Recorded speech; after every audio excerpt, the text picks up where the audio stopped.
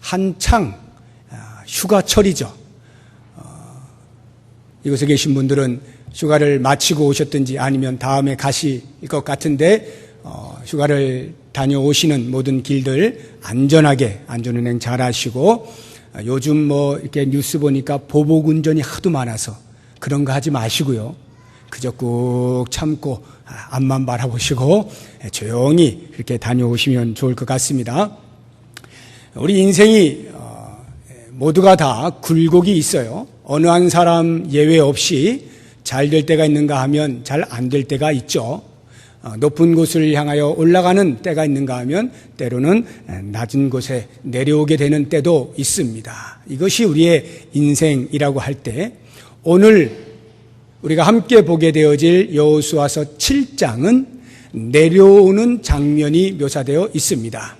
6장까지 우리가 여리고성의 전투를 2주에 걸쳐서 살펴보았는데 거기는 오르막길이었죠. 그런데 이제 7장에 나오는 내용은 내리막길입니다. 그 대조를 6장 마지막 절과 7장 첫 번째 절에서 우리에게 보여주고 있습니다. 이제 저와 함께 말씀을 아주 자주 보게 될 테니까 성경을 이렇게 펴놓으시고 저와 함께 이제 살펴보시겠는데, 혹시 성경 안 가지고 다니시는 분들 계시면 다음부터는 꼭 가지고 오십시오. 이 자막은요, 여러분들이 성경을 찾을 때 시간이 너무 많이 걸리기 때문에 불편하지 않도록 제가 미리 자막에 띄워드리는 거고, 본문에 있는 말씀을 볼 때는 성경을 여러분들이 보시면서 직접 이렇게 들으시고 해야 됩니다. 그래서 다음부터는 꼭 성경을 가지고 다니시고요. 자, 이제 6장 마지막 절 27절 봅니다. 우리 같이 읽어보겠습니다. 여호와께서 여호수아와 함께 하시니 여호수아의 소문이 그 온 땅에 퍼지니라. 7장 1절입니다. 시작. 이스라엘 자손들이 온전히 바친 물건으로 말미암아 범죄하였으니. 거기까지요. 자, 거길 보시면 6장 27절과 7장 1절 사이에 한글 성경에는 빠져있는 단어가 하나 있는데 그것이 그러나라고 하는 의미의 단어입니다. 우리 한글 성경이 그러나를 번역하지 않았어요. 그런데 영어 성경을 보시면 어떤 번역본도 불구하고 모두 다 but이라고 하는 단어를 집어넣었습니다. 그러나를 넣으면 훨씬 우리가 이해하기가 좋을 것 같습니다. 6장까지는 하나님의 말씀에 순종하는 이스라엘 백성들을 보여주었는데 7장에 와서는 불순종하는 모습을 우리에게 보여줍니다. 그러니까 범죄했다는 것이고요. 6장에서는 그 순종으로 인하여 하나님이 주시는 승리를 경험하였는데 7장에서는 범죄함으로 말미암아 패배를 맛보게 되는 장면이 나오고요. 6장에서는 그 승리 때문에 주변으로부터 명성이 자자해지게 되었는데 7장에 와서는 그 명성이 먹칠을 당하게 되는 사건이 기록이 되어 있습니다. 아시는 것처럼 6장에서의 내용은 여리고성 전투입니다. 그런데 7장부터 보시게 되면 아이성 전투가 나오는데요. 이 아이성은요, 여리고에서 서쪽으로 약 20km 정도 가면 있는 도시입니다. 제가 여리고성을 치는 이유에 대해서 군사적인 관점에서 말씀을 드릴 때, 가나안 땅은 도시국가들이기 때문에 외부의 침입이 올 때는 평소에는 각각 살다가 그 침입을 막기 위해서 연합을 합니다. 그래서 이 연합하는 힘을 약화시키기 위해서는 허리를 잘라서 남과 북을 흩어지게 만드는 것이 군사적인 전략입니다. 그런 면에서 여리고가 그 허리에 해당이 되는 곳인데, 허리가 여리고성 하나만 있는 것 아니겠죠. 서쪽으로 20km 정도 떨어진 이 아이라고 하는 곳에 있는 성, 이 성도 역시 마찬가지로 허리 라인에 있는 것입니다. 그래서 이 아이성을 점령하면 허리가 완전히 차단이 되는 것입니다. 그래서 두 번째 타겟으로 아이성을 정하고 여호수아가 정탐꾼들을 보냅니다. 여리고성을 점령하고자 할 때에도 먼저 정탐꾼을 보내죠. 그런 것처럼 아이성도 정탐꾼을 보냈는데 그 정탐꾼들이 정탐을 한 후에 여호수아에게 와서 보고를 합니다. 여호수아여, 아이성은 보니까 사람이 별로 많이 안 삽니다. 소수의 사람만이 삽니다. 그래서 우리가 한 2, 3천 명 정도만 올라가면 될 것 같습니다. 굳이 전 백성이 다 올라갈 필요가 전혀 없습니다. 이렇게 보고를 해요. 실제로 그들이 보고한 것이 맞습니다. 8장 25절에 보면 아이성에 거주하는 남녀 전체가 12,000명입니다. 12,000명이면 전쟁을 할 수 있는 젊은 군인들로 차출될 수 있는 인원은 얼마나 될까요? 우리나라가 지금 5,100만 정도 되는데 전 인구가 군인이 63만 명 정도라 그래요. 그러니까 이렇게 계산을 해보면 약 1.2% 정도가 나오는데요. 1.2%의 2배를 쳐줘서 10% 이상이라고 봐도 12,000명의 10%면 1,200명. 아주 많이 봐야 2,000명. 굉장히 많이 봐준 거죠. 2,000명 정도라 할지라도 3,000명만 올라가면 충분하다라는 계산이 나온 것입니다. 그래서 여호수아가 그래 혹시 모르니까 3,000명 보내자 해서 3,000명을 파병을 하였는데 결과는 패배였습니다. 전부 다 도망가기 바쁘고요. 도망가는 이스라엘군을 쫓아와서 36명이나 죽이게 됩니다. 36명의 전사자를 내고 다 도망쳐 온 게 된 것입니다. 어떻게 해서 이스라엘 백성들이 이렇게 조그만 성 하나를 점령하지 못하고 패배하여 돌아오게 되었을까 하는 것에 대하여서 성경이 우리에게 이렇게 이야기해 주고 있습니다. 7장 1절을 보시면 이스라엘 자손들이 온전히 바친 물건으로 말미암아 범죄하였으니 죄를 지었기 때문이다 라고 말씀해 주고 있는 거예요. 그런데 이 죄는 단순한 도덕적 죄가 아니라 언약을 파기한 죄입니다. 11절을 보십시오. 11절 보시면 이스라엘이 범죄하여 내가 그들에게 명령한 나의 언약을 어겼으며, 언약을 어긴 죄예요. 이 언약을 어긴 것은 죄질이 상당히 안 좋은 것입니다. 중죄에 해당되는데요. 예를 들어서 제가 제 아들하고 앉아서 이런 이야기를 했다고 가정을 하면, 얘야, 너 공부 못하는 건 좋은데 대신 나하고 약속하자. 거짓말은 절대 하지 말아라. 이렇게 해서 손가락을 걸고 뭐 하고 뭐 도장 찍고 이렇게 했다고 가정을 했을 때 어느 날 어떤 연유에서건 제 아들이 거짓말을 했다면 과연 제가 어떻게 할까요? 부모 되신 여러분들은 그런 경우 어떻게 하십니까? 에이, 거짓말 하지 말라니까 다음부터 거짓말 하지 마라. 이 정도 하십니까? 굉장히 훌륭하신 분일런지 모르겠지만 저는 그렇게 하지 않습니다. 저는 호되게 매를 댑니다. 정신이 퍼쩍 날 때까지 매를 대고 한 대 더 때립니다. 왜 그렇게 하느냐 하면 공부를 못하고 이것은 머리하고 관계가 되는 거잖아요. 머리가 안 좋은데 공부 잘하라고 하는 것은 무리한 요청이에요. 그러나 거짓말을 하지 말자라고 하는 것은 충분히 의지적으로 할 수 있는 거죠. 그리고 약속을 했단 말입니다. 그런데 그 약속이 서로 간에 존재해야 될 신뢰를 약속을 파기함으로써 그 신뢰를 망가뜨려 버린다면 이건 안 되는 거죠. 심지어 그것은 아버지를 무시하는 행위라 할 수가 있는 것입니다. 그런 면에서 하나님께서 이스라엘 백성과 언약을 맺으셨는데 그 언약을 어긴 이스라엘 백성을 징계하시는 것은 당연하다 할 수가 있겠습니다. 아담이 에덴 동산에서 쫓겨나는 이유가 무엇입니까? 한마디로 언약을 어겼기 때문이죠. 하나님께서 아담과 하와에게 언약을 세우시잖아요. 동산 중앙에 있는 선악을 알게 하는 나무의 실과만 따먹지 말고 나머지는 다 자유하라 했는데 그 약속을 파기한 것 아니에요? 그러니까 아담과 하와가 더 이상 에덴 동산에 머물 수가 없고 쫓겨나게 된 것이죠. 이 언약을 어기는 행위를 가리켜서 하나님께서는 우리에게 이렇게 말씀하십니다. 15절을 보십시오. 15절 뒷부분에 보시면 이는 여호와의 언약을 어기고 이스라엘 가운데에서 망령된 일을 행하였음이라 하셨다라.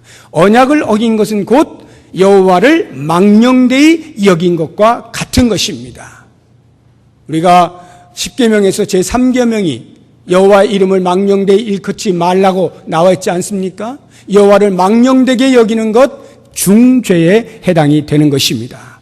그렇다고 하면 과연 하나님께서는 이스라엘 백성들과 어떤 언약을 맺으셨기에 그것이 파기가 되었는가 하는 것을 살펴봐야 하는데 6장으로 가보시기 바랍니다. 6장 18절입니다. 6장 18절 우리 다 같이 읽습니다. 너희는 온전히 바치고 그 바친 것 중에서 어떤 것이든지 취하여 너희가 이스라엘 진영으로 바치는 것이 되게 하여 고통을 당하게 되지 아니하도록 오직 너희는 그 바친 물건에 손대지 말라. 네. 여리고성을 온전히 바쳐라 라고 하는 언약을 하나님께서 맺으신 것입니다. 이미 제가 말씀을 드린 것처럼 왜 그렇게 하셨느냐 하면 이스라엘 백성들은 처음 난 것은 전부 하나님의 것으로 드려야 됩니다. 무엇이든지 땅에서 난 소산도 마찬가지입니다. 그렇게 함으로써 그 뒤에 나오는 모든 것이 다 아버지의 것입니다를 고백하며 살게 하시는 상징적 행위라고 그랬죠. 그런 것처럼 가나안 땅에 이제 들어와 많은 전쟁을 치러야 하는데 그 전쟁들은 하나도 예외 없이 다 하나님께 속한 것임을 알게 하시기 위하여 하나님은 첫 전쟁인 여리고성의 전투를 하나님께 드리도록 한 겁니다. 손대면 안 되는 거예요. 21절을 보십시오. 6장 21절입니다. 같이 읽습니다. 그 성 안에 있는 모든 것을 온전히 바치되 남녀노소와 소와 양과 나귀를 칼날로 멸하니라. 살아있는 것은 사람이든 짐승이든 전부 죽임으로써 하나님께 드리는 거예요. 19절 보십시오. 시작. 은금과 동철 기구들은 다 여호와께 구별될 것이니 그것을 여호와의 곳간에 드릴지니라 하니라. 은금 동철 기구들 물건들은 손대지 말고 여호와의 곳간에 다 쌓아두어라 하는 것입니다. 한마디로 말하면 절대로 여리고성에 있는 어떤 것이든 살아있는 것이든 물건이든 손대면 안 돼. 하나님께 드려야 한다는 것이에요. 이것을 히브리어로 온전히 바친다는 히브리어가 하렘입니다. 하렘. 이 헤렘이라고 하는 것인데 이 헤렘을 하나님께서 여리고성에 대해서 선포를 하신 거예요. 이제 여리고성은 내 것이다. 그러니 나에게 온전히 바쳐라라고 하는 헤렘을 선포하셨는데 그만 아간이라고 하는 사람이 그 헤렘을 어기게 된 것이죠. 무엇인가를 슬쩍 했단 말이에요. 손을 댔다 이 말이에요. 그 손댄 내용이 7장 21절에 나옵니다. 눈으로 보시면 외투 한 벌이 나오고 은 200세겔이 나오고 금 덩이가 50세겔 되는 무게의 금덩이, 이것을 훔쳐다가 자기 장막 밑에 숨겨 놓았던 것입니다. 여러분 이게 어느 정도의 가치가 될까를 금덩이 하나만 제가 예로 들면 금덩이가 지금 50세겔쯤이라 했죠. 1세겔의 무게가 평균 12g 정도 됩니다. 때로는 10g 됐다, 때로는 13g 됐다, 이렇게 사용되어지는 용처에 따라서 조금씩 무게가 달라지는데요. 12g 정도로 보고 50세겔이면 600g이 됩니다. 금 600g. 요즘 골드바 1kg짜리 이렇게 하나 사면 이거 엄청난 부자 아닙니까? 요즘 한 돈이 대략 한 20만 원 정도 하나요? 한 돈이 3.75g입니다. 그러면 600g이 되려면 160배예요. 160배, 20만 원 잡고 3,200만 원입니다. 우리나라 돈은 지금 현 시세로 금 한 덩이 3,200만 원짜리 슬쩍 한 거예요. 물론 여리고성에 있는 거 비하면 아무것도 아니겠습니다만 아무튼 슬쩍 세 가지를 한 것입니다.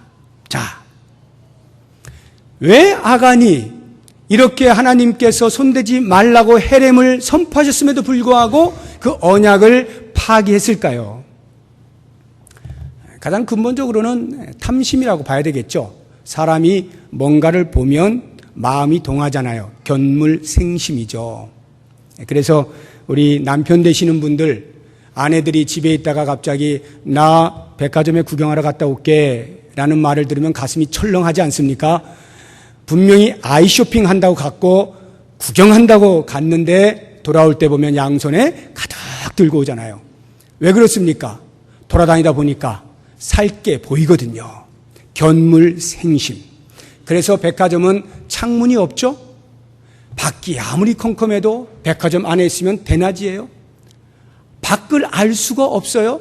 여기에만 정신을 써라 이거죠. 돌아다니면서 계속 구경하라는 거예요. 구경하다 보면 반드시 사게 될 것이다 라는 거예요. 그래서 여러분 그 큰 마트들 가보면요, 계산대가 곳곳에 있지 않습니다. 우리 소비자를 생각하면 좀 곳곳에 있어서 편하게 사고 바로 나갈 수 있게 해줘야 될 것 같은데 그렇게 하지 않아요. 한 곳에 모아두는데요, 그 계산대를 찾기 위해서 상당히 돌아야 됩니다. 왜 그럴까요? 도는 사이에 구경하다가 이거 사야지 충동 구매하도록 하기 위해서 다 판매 전략인 것이죠. 견물생심, 보면 욕심이 나게 돼 있는 것이죠. 다윗이 범죄한 것이 견물생심 아닙니까? 왜 하필 봐가지고 보니까 정욕이 살아나게 되면서 범죄를 하게 된 것이죠. 혹시 여러분들은 그런 경험 없으십니까? 눈으로 범죄하는 일들 없어요? 눈으로 범죄하려고 할 때 과연 어떻게 성도의 위치를 잊지 아니하고 자신을 지켜낼 수 있을 것이냐 하는 것에 대한 팁으로 제가 하나를 말씀을 드린다면, 우리가 눈으로 범죄하는 그 현장에서 우리 하나님도 함께 보고 계신다는 것을 기억하십시오. 하나님도 함께 보고 계시는 거예요. 우리가 이 땅에서는 에이 사람들 모르겠지, 설령 완전 범죄를 할 수 있을런지 몰라도 하나님 앞에서 완전 범죄란 있을 수가 없어요. 우리 하나님은 모두를 보고 계시고 우리가 보는 그 시선에 동일하게 가 계신다는 것을 잊으시면 안 됩니다. 욥기서를 보면 엘리후가 욥에 대하여 비난을 하면서 이런 말을 하는 것이 나옵니다. 우리 같이 한번 찾아보겠는데 욥기 34장입니다. 21절 22절 말씀 자막 좀 보여주세요. 21절 22절 계속해서 읽어봅니다. 그는 사람의 길을 주목하시며 사람의 모든 걸음을 감찰하시나니 행악자는 숨을 만한 흑암이나 사망의 그늘이 없느니라. 범죄한 자가 숨을 만큼 캄캄한 곳이 없어요. 하나님 앞에서는 범죄자가 숨을 만큼, 가려줄 만큼 사망의 그늘이 큰 것이 없습니다. 적어도 하나님 앞에서는. 하나님은 모든 사람의 길을 감찰하시는 분이십니다. 그러므로 사랑하는 여러분, 우리가 혹 홀로 있을 때 눈으로 범죄하려고 하거든 바로 그 자리에 하나님도 나와 함께 보고 계신다는 사실을 기억해내면서 그 자리를 이겨내시고 범죄로부터 승리하실 수 있기를 주의 이름으로 축복합니다.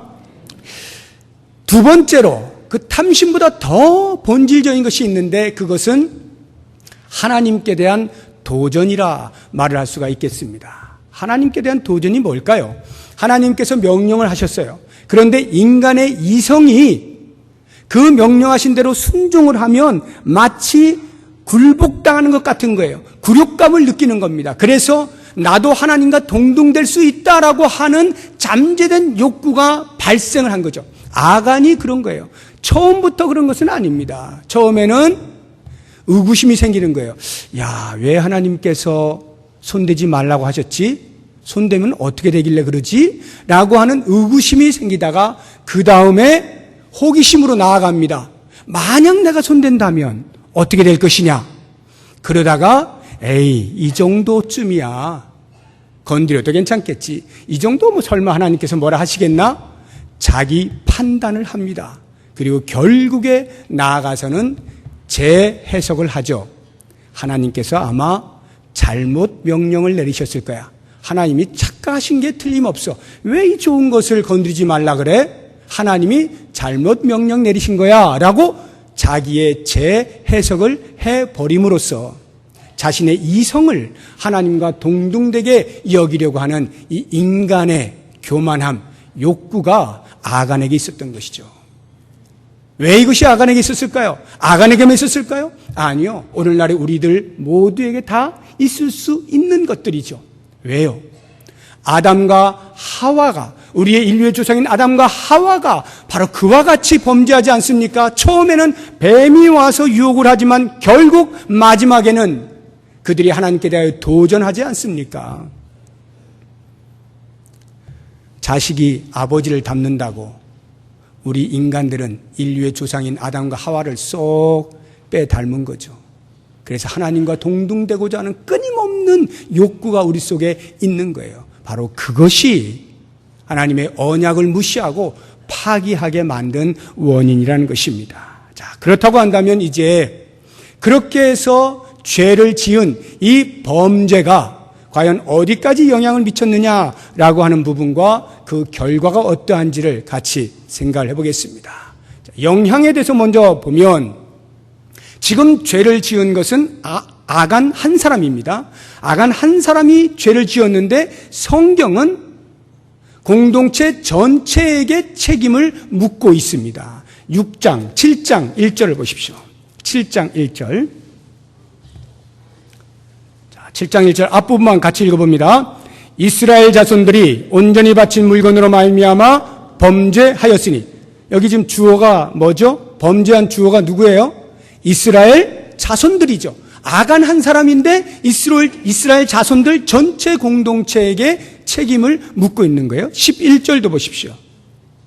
11절 보시면 이스라엘이 범죄하여 내가 그들에게 명령한 나의 언약을 어겼으며, 이렇게 아간의 죄였음에도 불구하고 공동체 전체의 죄로 묻고 있는 것입니다. 왜 그럴까요? 이스라엘은 여느 민족과는 달라요. 운명 공동체로 하나님의 부르심을 받았기 때문에 그렇습니다. 각각이 합하여진 집합으로서의 민족이 아니에요.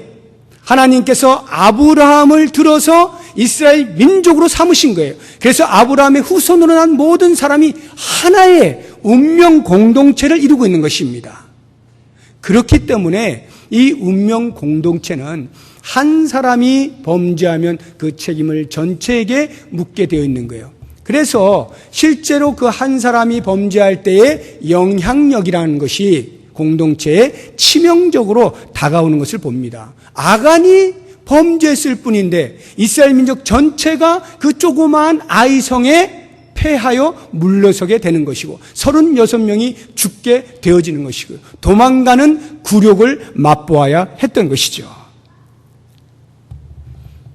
하나님께서는 한 사람에 대하여 주목하고 계심을 볼 필요가 있습니다.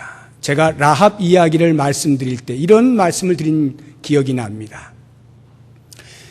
정탐꾼들이 가나안 땅에 들어가서 한 주막집을 들어갔는데 그 주막집에 하필 있었던 사람이 라합이었고 그 라합과 어떻게 이야기하다가 하필 자기가 숨김을 받게 되었고 그래서 구원해 주겠다고 약속하고 그래서 가나안 땅에 들어와서 여리고성을 점령한 이후에 라합을 건져주었다라고 하다 보니 그렇게 일이 일어났다라고 하는 라합이 아니라 그랬죠.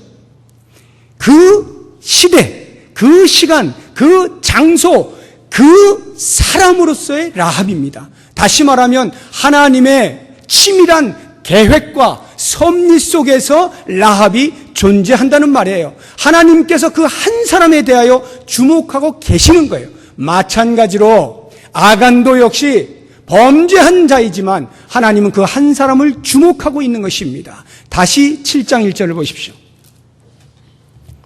7장 1절 중간에 이는부터 제가 읽어봅니다. 이는 유다 지파 세라의 증손 삽디의 손자 갈미의 아들 아간 한 사람을 말하는데 아버지 들먹이고 할아버지 들먹이고 증조 할아버지까지 등장을 시킵니다. 이게 뭐예요? 왜 그냥 아간 하면 되는 거를 그 족보를 쫙 훑습니까? 그 사람들이 범죄했기 때문입니까? 아니요. 아간, 그 한 사람을 하나님이 주목하고 계신다는 거예요. 어찌어찌 하다 보니 훔친 사람이 하필 아간이라는 이름을 가진 사람이다, 이런 뜻이 아니에요. 아간은 그러한 마음을 가지고 있었어요. 하나님이 그걸 주목하고 계시는 거예요. 그래서 누구의 증손, 누구의 손자, 누구의 아들, 정확하게 아간, 그 아간이 범죄하였다라고 말하고 있는 것입니다. 14절 보십시오. 14절을 보시면 이제 제비를 뽑아서 아간을 찾아내는데요. 어떻게 하느냐면요, 이스라엘 전 지파를 다 나오게 합니다. 그래서 지파 가운데 제비를 뽑아서 한 지파를 뽑아요.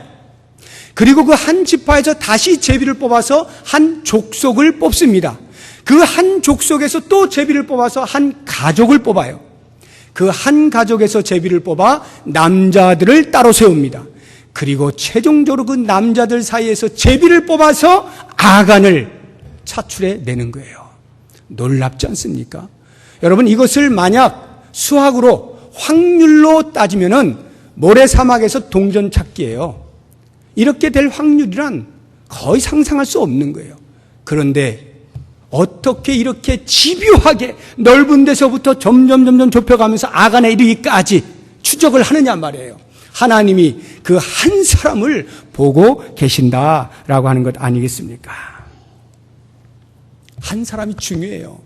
교회 공동체에 이렇게 많은 사람이 있지만 나 한 사람이 중요한 것입니다.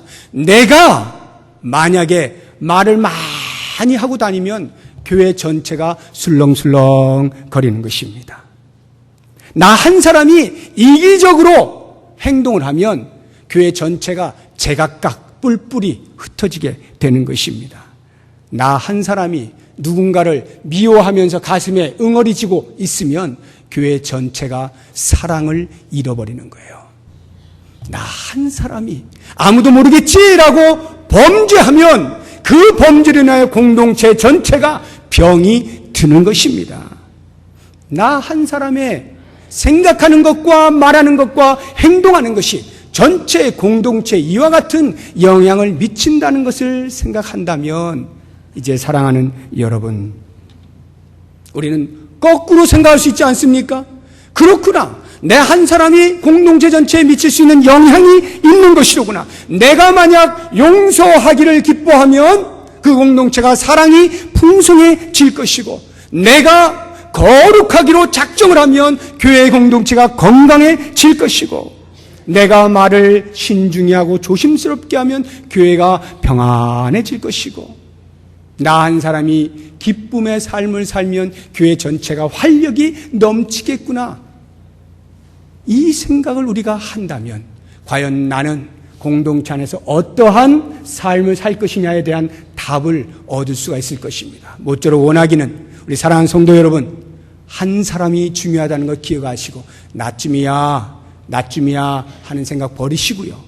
나로 인하여 공동체 전체가 유익하게 되어지는 쓰임받는 복의 통로가 되시기를 주의 이름으로 축복합니다. 자, 이제 범죄의 결과에 대해서 말씀을 드립니다. 범죄의 결과, 아간의 범죄로 인하여 이스라엘 백성 전체가 대가를 치르죠. 다시 6장 18절을 가보시기 바랍니다. 6장 18절입니다. 어떠한 대가를 치르는가? 자, 6장 18절 우리가 읽었는데요. 여러분은 읽으시면서 어떻게 이해를 하셨습니까? 이게 그렇게 쉬운 구절이 아니에요. 너희는 온전히 바치고, 헤렘이죠. 온전히 바치고, 그 바친 것 중에서 어떤 것이든지 만약 취한다면, 이 말이에요. 온전히 바쳐야 하는데도 불구하고 만약에 취하게 되면 너희가 이스라엘 진영으로 바치는 것이 되게 하여 고통을 당하게 될 것이다, 이 말이에요. 고통을 받을 것인데 그 고통의 내용이 뭐냐 하면 이스라엘이 헤렘으로 드려진다는 거예요. 이스라엘이 여리고 성을 헤렘으로 너희가 드리지 않았어? 그러면 너희를 내가 바꿔야 말겠다. 그게 아이성의 대패 아닙니까? 오직 너희는 그 바친 물건에 손대지 마라. 여리고 성을 헤렘으로 드리지 아니하면 너희가 헤렘이 될 것이다. 죽게 될 것이다. 징계를 받게 될 것이다. 나의 심판을 받게 될 것이다. 내가 그렇게 해서라도 너희를 바꿔야 말 거야. 이런 말씀을 하고 있는 거예요. 이런 대가를 치르게 되는 거죠. 실제로 그와 같은 대가를 치르게 되었을 때 이스라엘 백성들이 과연 어떠한 상태에 이르렀을까요? 5절을 보십시오. 7장 5절입니다. 7장 5절 같이 읽어봅니다. 시작. 아이 사람이 그들을 36명쯤 쳐 죽이고 성문 앞에서부터 스바림까지 쫓아가 내려가는 비탈에서 쳤으므로 백성의 마음이 녹아 물같이 된지라. 백성이 마음이 녹아버렸어요. 흐물흐물 녹아서 물같이 되었대요. 여러분, 이 말씀을 읽으실 때 어떠세요? 이런 엄청난 아이러니가 있나 싶지 않습니까?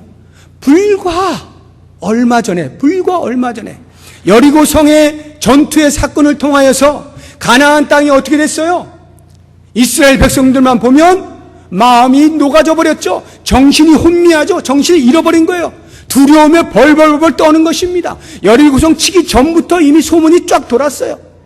그런데 이 아이성의 전투를 통해서 완전히 역전되지 않습니까? 그렇게 벌벌 떨던 가나안 백성들이 에헴 하고 있고 이스라엘 백성들이 그 앞에서 마음이 녹아서 물같이 되어버려요. 물같이 흩어져 버린다. 다 흩어져 버렸다 이 말이에요. 아이러니도 이런 아이러니가 없죠. 완전히 전세가 역전이 되어버린 것이죠. 그런데요, 저는 백성들은 그럴 수 있다라고 봅니다. 백성들은 그럴 수 있어요. 그런데 여호수아가 한 것은 제가 좀 이해가 안 되는데요. 6절을 보십시오. 7장 6절. 대패했다는 소식을 듣고 여호수아가 취한 행동입니다. 같이 읽어보겠습니다.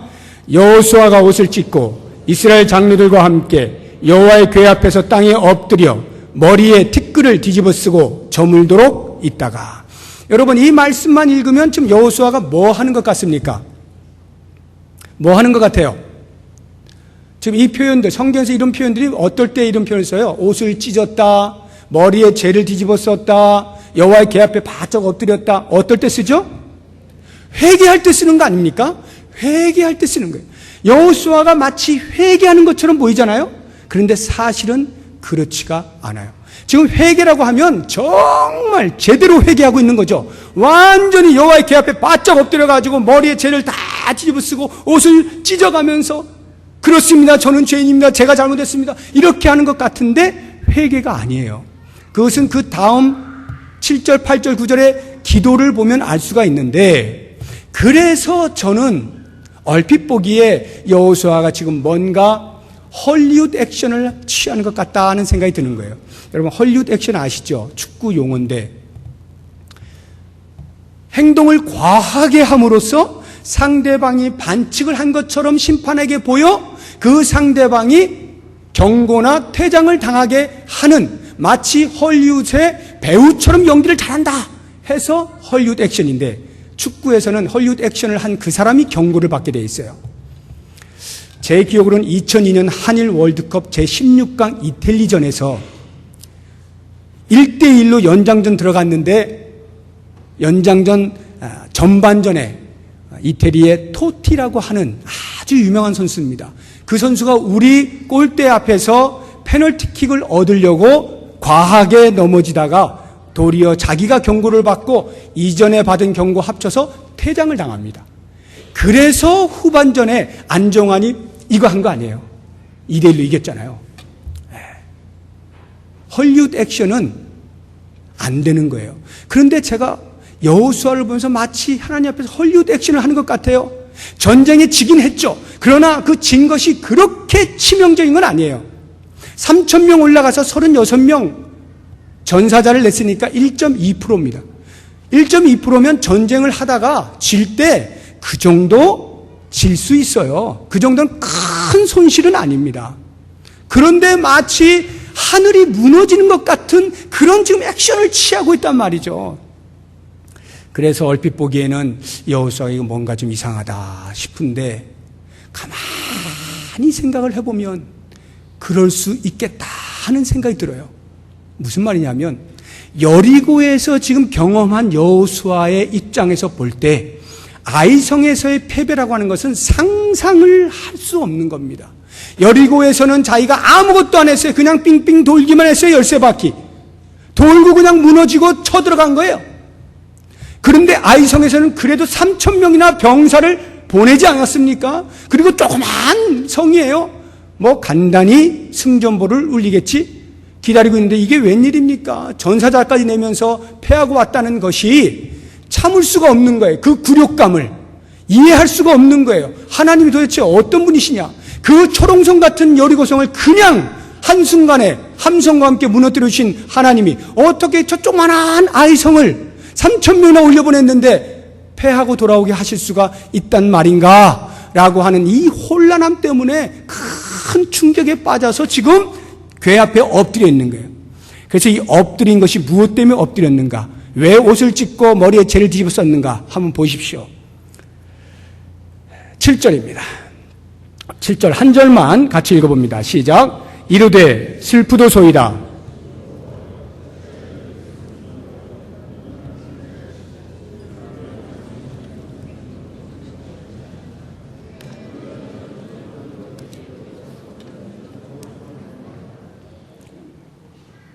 다 읽으셨습니까? 즉 내용이 뭐예요? 기도하는데 이렇게 기도하고 있는 거죠. 하나님, 정말 이러실 줄 몰랐습니다. 아니, 여리고성을 무너뜨려 우리에게 당근을 주실 때는 언제고 이 조만한 아이성에게 참패를 당하는 채찍을 가하시다니요. 정말 하나님이 이러신 분인 줄 몰랐습니다. 그럴 바에는 차라리 우리들을 요단강에서 건너게 하지 마시고 그 요단 동편에서 우리로 그냥 거주하게 하셨으면 될 것을 뭐 한다고 우리를 그 강을 건너게 하셔가지고 또 여리고성까지 무너뜨리시는 멋진 모습까지 보여주셔놓고 이제 와서 그들의 손에 우리 다 죽이려고 합니까? 여호수아가 지금 그러고 있는 거예요. 이러한 그 여호수아의 모습을 보면서 이것을 우리가 한마디로 말하면 여호수아는 적어도 지금 심리적인 큰 위기감을 느끼고 있다 하는 것을 알게 됩니다. 여러분 창세기 보면 야곱이 34장에 자기 딸 디나가 세겜 추장에 의해서 강간을 당하지 않습니까? 그런데 흠모하여서 당신의 딸을 내 아내로 삼게 해주십시오 하니까 그 형들이 할례를 행하면 주겠다 이렇게 하잖아요. 그래서 그걸 좋게 여기서 다 세겜의 족장들이고 남자들이 다 할례를 받았는데 그때 시몬과 레위가 가서 칼로 전부 죽이잖아요. 보복살인을 하지 않습니까? 그때 야곱이 그 시몬과 레위를 가리키면서 야, 너희들 어쩌자고 이 짓을 했느냐? 이제 세겜 땅의 남자들은 죽었지만 가나안 땅에 있는 모든 족속들이 다 연합해서 우리를 쳐 죽일 것이니 이것을 어찌한단 말이냐 하고 큰 위기 속에서 바둥바둥 불안해하고 있는 그 야곱을 하나님께서 창세기 35장 1절에 보면 만나주시면서 하시는 말씀이 야곱아 베델로 올라가라 그곳에서 나에게 제단을 쌓아라 이렇게 말씀하시거든요. 왜 이런 말씀하셨을까요? 하나님이 보실 때는 지금 야곱이 처한 그것은 위기가 아니라는 거예요. 정말 위기는 따로 있다는 거죠. 네가 나를 알지 못하고 네가 나에게 경배해야 되는데 그것은 놓치고 사람들이 너를 죽인다고 생각하니 거기에 그렇게 두렵느냐? 그건 진짜 위기가 아니야. 이 말을 하고 계시는 거거든요. 지금 여호수아에게 똑같은 대답을 해주시는 겁니다. 10절을 보십시오. 7장 10절 다 같이 읽습니다. 시작. 여호와께서 여호수아에게 이르시되 일어나라 어찌하여 이렇게 엎드렸느냐. 지금 바짝 엎드려가지고 하나님 이럴 수 있습니까? 저럴 수 있습니까? 소리치고 심정이 위기감 속에 빠져있는 여호수아에게 일어나라! 어찌하여 네가 지금 엎드렸느냐? 네가 처해 있는 지금이 위기가 아니야. 정말 위기는 따로 있다. 하시면서 그 위기가 무엇인가를 알려주시는 게 12절 말씀이에요. 12절 제일 뒷부분만 같이 읽어봅니다. 내가 다시는 시작. 내가 다시는 너희와 함께 있지 아니하리라. 공동체 안에 있는 범죄를 제거하지 않으면 내가 다시는 너희와 함께 있지 않겠다. 이것이 여호수아와 그 이스라엘 백성들이 처한 진짜 위기예요. 하나님이 함께하지 않으시면 그때로부터 위기인 겁니다. 그런데 여호수아는 그것도 모르고 여호와께 묻는 행위들도 하지 아니한 채 이제 내 힘을 할 수 있다고 생각하고 아이성을 쳐들어갔는데 대패하니까 그 대패한 것 때문에 이제 우리가 아이성 사람들에 의해서 다 죽게 생겼구나. 위기감에 벌벌벌 떨고 조급해하고 초조해하고 불안해하고 그리고는 하나님 앞에 원망을 쏟아내고 있는 거죠. 정말로 위기는 하나님을 생각지 아니하는 것에 있다는 것을 알지 못하고 하나님의 거룩을 지켜내지 못하는 것에 있다는 것을 알지 못하고 그 죄 때문에 하나님이 함께 하시지 못한다는 것이야말로 참 위기라고 하는 것을 알지 못한 채 엉뚱한 것을 붙잡고 위기라고 눈물 콧물을 쏟고 있는 그 여호수아에게 하나님께서 알려주시는 거예요. 그래서 답으로 주시는 게 뭡니까? 얘야, 일어나서 너 빨리 이스라엘 백성들에게 외쳐라. 내일을 위하여 너희를 거룩하게 하라. 내일을 위하여 너희를 거룩하게 하라. 거룩해지는 순간 여호와 하나님이 참여하십니다. 여호와 하나님이 동참하십니다. 여호와 하나님이 함께 하십니다. 거기에서부터 승리가 보장이 되는 거죠. 사랑하는 성도 여러분, 우리의 삶에서 혹시 지금 이 순간 위기라고 생각되어지는 그 무엇이 있습니까? 경제적으로 너무나 힘들어서 물질적으로 어떻게 풀려지지 아니하는 그런 것 때문에 다른 사람들은 술술 잘도 풀리는데 나는 왜 이렇게 꼬여가지고 풀리지가 않는 것일까? 다른 사람들은 화통하게 앞뒤 쫙쫙 펼쳐져 있는 것 같은데 나는 왜 사방이 꽉 막혀 있는 것일까? 다른 사람들은 뭔가 쥐고 있는 것 같은데 나는 왜 아무것도 없어? 세상이 커 보일 때 우리도 모르는 사이에 우리는 위기라고 생각을 하는 것입니다. 불안해지는 거예요. 초조해지는 거예요. 이러다가 뒤처지는 거 아닌가? 이것을 위기라고 생각을 하면서 하나님은 전혀 그것을 위기라고 말씀하지 아니하심에도 불구하고 그것이 위기인 것으로 생각하여 그것을 어떻게 하면 극복할까에 모든 에너지를 쏟고 있는 그때에 하나님이 말씀하시는 거예요. 일어나라! 어찌하여 엎드려 있느냐? 내가 거룩을 지켜내는 너희의 한가운데 존재할 것인데 너희가 만약 죄 가운데 있다면 내가 함께할 수가 없다. 이것이야말로 너희에게 진정한 위기라고 하는 것을 꼭 기억하라. 우리가 하나님의 함께 하심이야말로 가장 큰 위안이고 격려고 힘이라고 하는 것을 잊어버리고 그것은 뒤로 한 채 엉뚱한 것을 위기를 극복한다라고 애를 쓰고 있지 않느냐 하는 것입니다. 이제 원하기는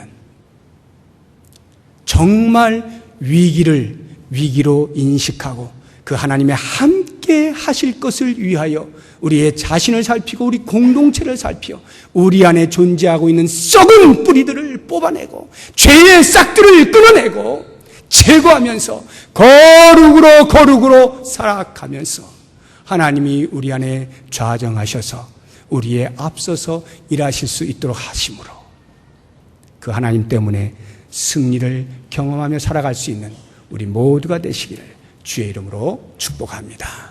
기도하겠습니다. 하나님 아버지, 정말 우리의 숨통이 끊어질 듯한 위기감은 어디에서 있습니까? 하나님이 함께하지 아니하심에도 불구하고 위기인 줄 알지 못한 채 엉뚱한 것에 에너지를 다 쏟고 있지는 아니합니까? 원하옵나니 직시할 수 있게 하시고 우리의 죄를 끊어내게 하시고 거룩의 삶을 살아들여 오직 여호와의 함께 하시는 축복된 삶을 누리게 하여 주옵소서. 예수님의 이름으로 기도드립니다. 아멘. 우리 다 같이